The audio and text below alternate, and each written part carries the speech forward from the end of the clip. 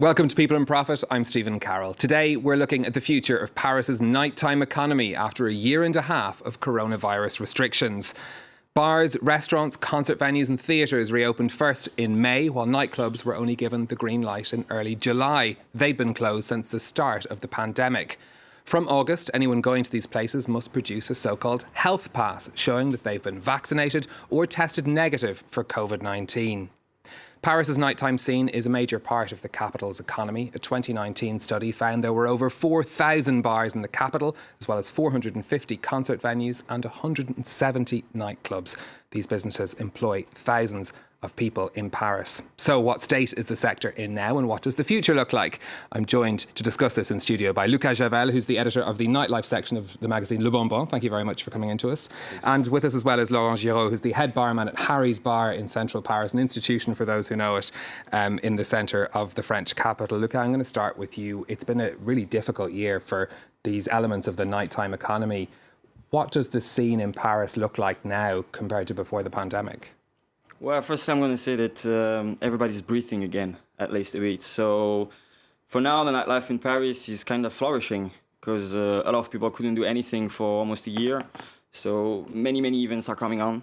You know, every weekend now you can do a lot of stuff, whether it's bars, clubs, outside venues and everything. Everything is kind of opened, and so it's really active now.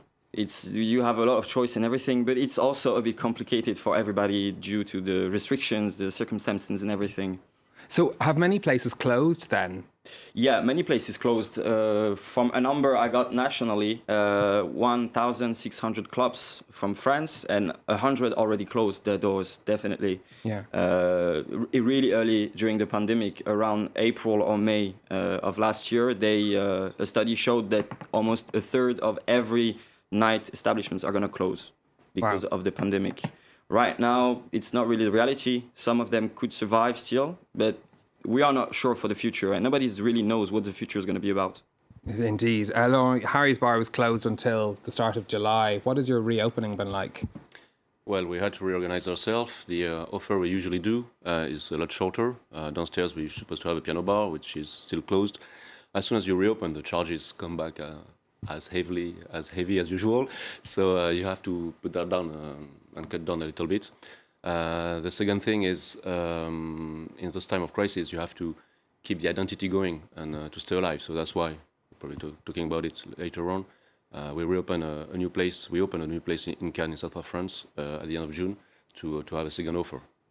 And was that really to try and attract, because you didn't expect Paris to come back as strongly, or was this a long-planned expansion? No, it's a long-planned expansion. We were supposed to open last year. For what happened, we had to wait. But for us, it was really about keeping going the identity of Harry's and to be able to offer a second choice. Historically, Harry's in Paris is very heavy. It's the oldest cocktail bar in Europe, still running. So we have to do things a certain way, but we wanted to go out of this as well and can give us the opportunity to do that. Yeah. You usually have a lot of tourists also, particularly in your Paris venue. Have you seen many of them return this summer? Surprisingly, we are quite happy. It's not as great as it should be, but it's not so bad. I've heard that at least 3 5-star hotels in Paris are full in July with the Americans. So for the last 3 weeks, we have quite a few Americans coming to us, and that's give us a breath. Yeah. Really.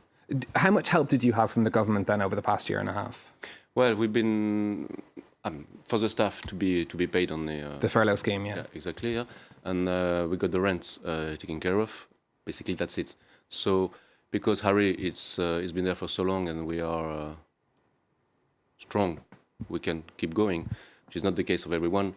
So we're hoping for our colleagues to not be hit as hard as we think. But last year, the study showed that probably 30% of the bars and restaurants are not going to reopen in Paris. Yeah. If that's going to be true, yeah. That's going to be a really big change for the... Yes. What will that mean then for going out in Paris after all of this? Do you see that there's going to be a big shift? Are we going to have fewer nightclubs, maybe more places with outside space? Well, yeah, the problem is that there is almost 2 nights in Paris. There is a big race of all the underground scene that is happening and which is really, really strong. But they are And that's still strong? That's come back? Yeah, that's still strong. It's really coming back really hard because they're the ones that were really, really eager to reopen, actually. Because all the clubs that are more commercials and everything, they go on another economic system that is working on for them by selling alcohol and everything. But underground venues are working totally differently.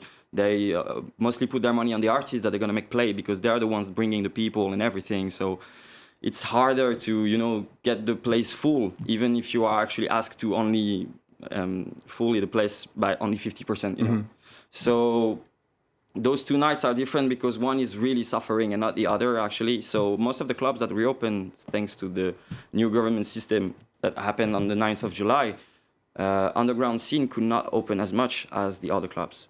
Okay. So the future and how we're going to go out is depending on how the next months are going to be. Is there going to be new restrictions? Are they going to be harder than what they are actually a bit announcing now or not? And then people are going to decide what they can do really because it's still all in the blur for now. One of the rule changes that is coming is going to be from the start of August, where the health pass that's currently required for nightclubs is going to be extended to bars and restaurants again. Is it going to put people off going, do you think? Well, a lot of youngsters don't really want to get vaccinated. That's a fact. And so... Although we are seeing increasing numbers signing up to it now that they know this is going to come into force. There are record numbers. Increasing because, of course, the government's announcements that happened last week also made everybody want to, make a change and go out of all the situation, of course. And, of course, it appears to be necessary to go that way.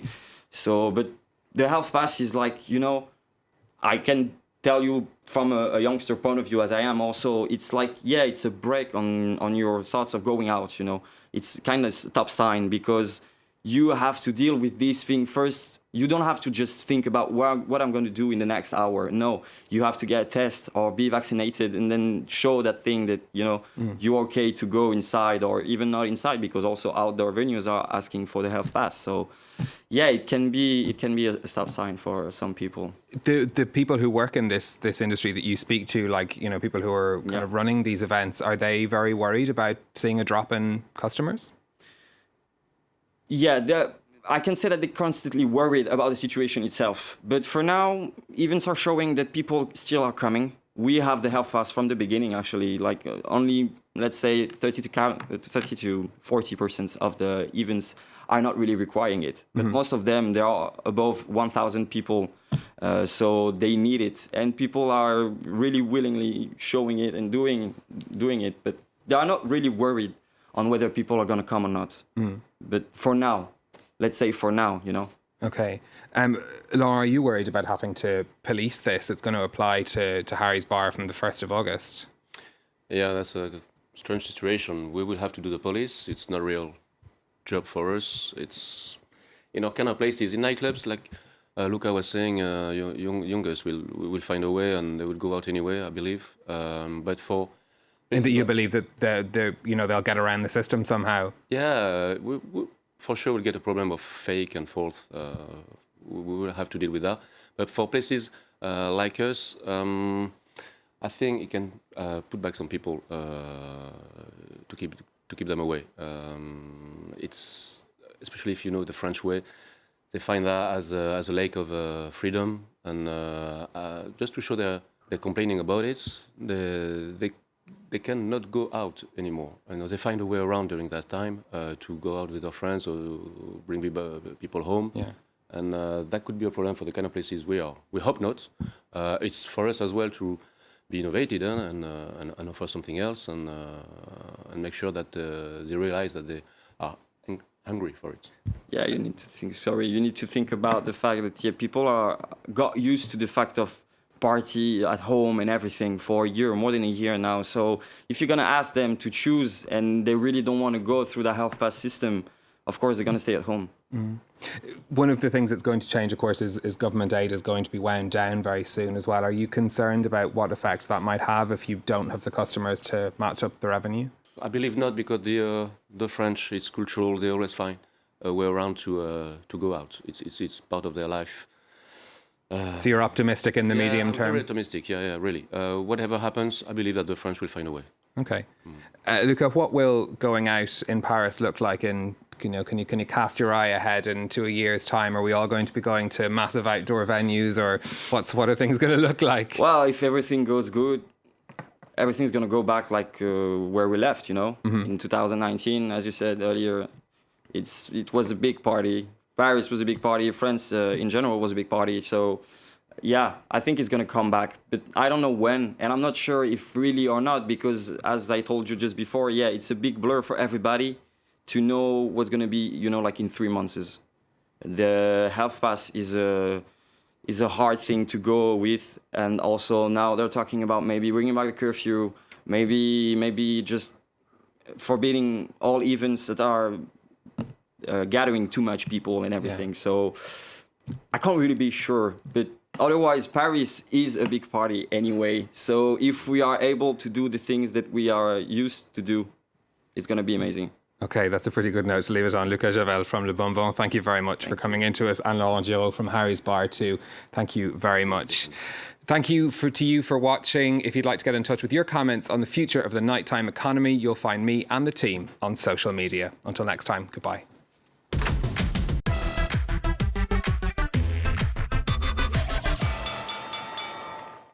2014, the Sewol, a South Korean ferry, was out on the open sea. On board, hundreds of people, including high school students, on a field trip. As always, I said to him, "I love you, have a good trip. And also, don't forget to call me." But that call never came. The ship, which was overloaded, sank. I heard some of my friends screaming and our compartment collapsed. We had no choice. The rescue operation was catastrophic. 304 people, the majority of them teenagers, died in their cabins. Today, our reporters revisit the scene of the tragedy that traumatized an entire generation. Revisited, presented by Stuart Norval on France 24 and France24.com.